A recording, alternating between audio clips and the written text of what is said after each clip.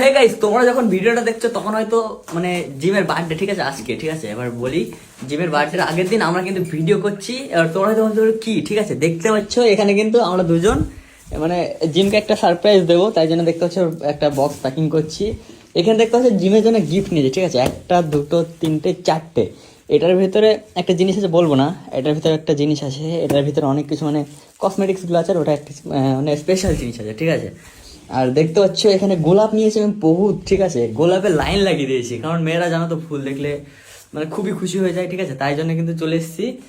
আর দেখো কতটা হবে, ঠিক আছে, গোলাপগুলো মানে ভাবছি হাতে করে নিয়ে যাবো একদম এতগুলো, জাস্ট অসাম লাগবে। আরও কিন্তু খুবই খুশি হবে, ঠিক আছে। মানে ও কেউই জানে না, কেউই জানে না, আমাদের গ্রুপের না কেউ জানে না, ওর বাড়ির কেউ জানে না, ও জানে।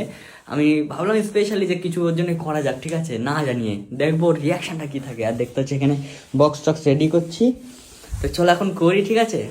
আর কি বলবো, আমার খুব ভালো লাগছে, তো চলো।